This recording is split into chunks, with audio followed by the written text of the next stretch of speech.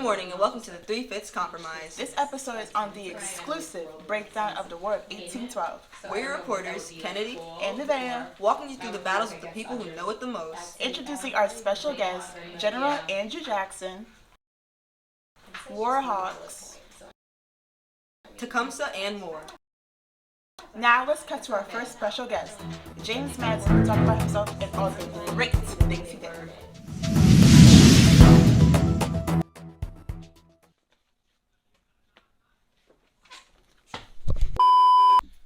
James Madison here, aka the father of the Constitution and the Bill of Rights, aka the fourth president of the United States of America, aka a founding father, not to sound too conceited, you feel me?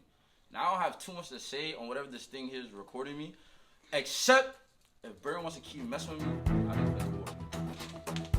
James Madison was President of the United States during the War of 1812, with Great Britain being the opposing side. Madison sided with War Hawks and asked Congress for a declaration of war on June 1, 1812. In September of 1814, Madison and the government fled Washington during an enemy invasion, and British soldiers burned public buildings, including the White House and the Capitol. Madison died June 28, 1836, outliving all founding fathers.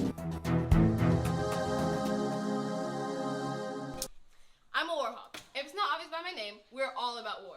We're mainly from Kentucky, Tennessee, and Ohio. We want to defend American honor, gain Canada, and destroy American Indian resistance on the frontier. Period!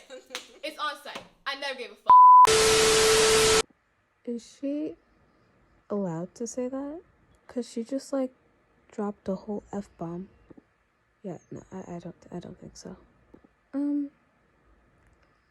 Okay. War Hawks were members of Congress who put pressure on President James Madison to declare war against Britain in 1812. Most were found in Kentucky, Tennessee, and Ohio.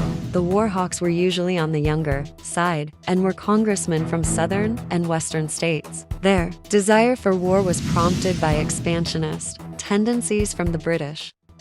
Next up. Sorry for this brief, who am I kidding, not so brief, unexpected, inconsiderate, last-minute interruption. It has been brought to my attention by the producers and the editors that our special guests have something to say.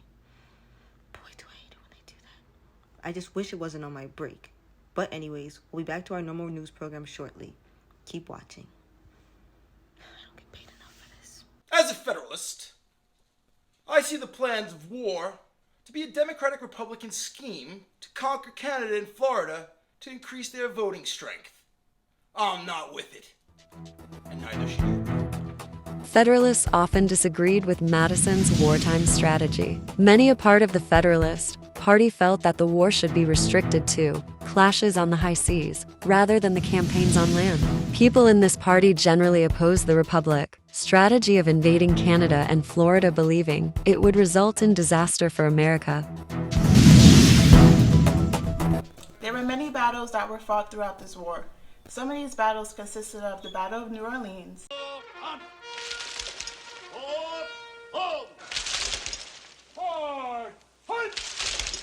The battalion will advance in line of attack. Quick!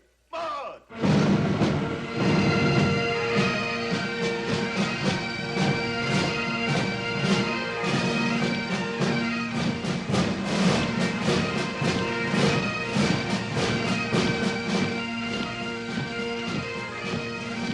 Battle of the Thames, Battle of Lake Erie, as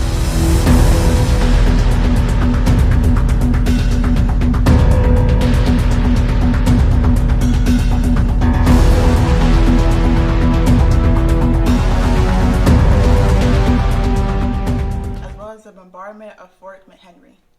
The Battle of Thames was a war that was led by Henry Harrison.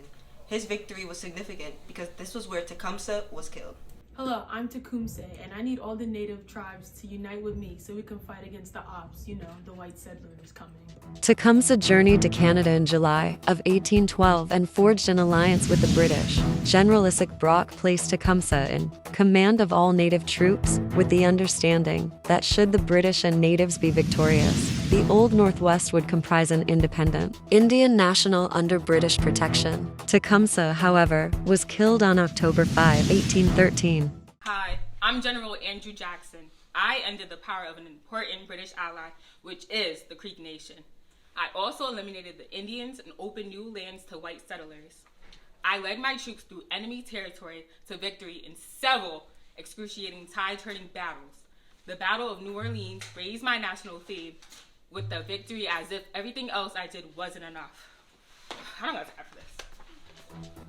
A major general in the War of 1812, Andrew Jackson, became a national hero when he defeated the British at New Orleans. In 1824, some state political factions rallied around Jackson. By 1828, enough had joined Old Hickory to win numerous state elections and control of the administration in Washington.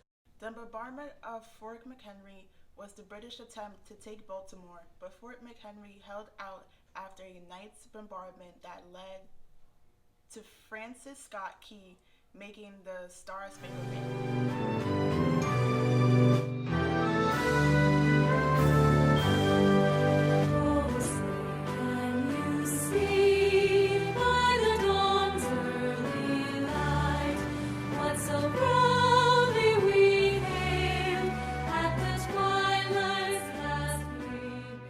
America also had many military defeats and naval victories.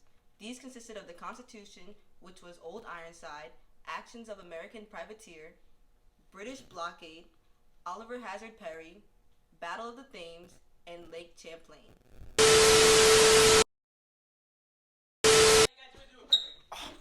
The war resulted in the Treaty of Ghent, the greatest treaty ever created, as some would say. There were two different opposing sides as to why the war should end. Great Britain was weary of war and wanted to maintain peace, and America was unable to win a decisive war. This treaty halted fighting, returned all conquered territory to what was there before the war, and recognized the pre-war boundary between Canada and the U.S. Why you have that stick?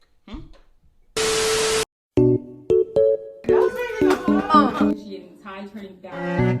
The Battle of New Orleans raised my national fame with the victory as if everything else I did wasn't enough. Oh yeah. We're mainly from Kentucky, Tennessee, and Ohio. We want to defend American honor, gain Canada,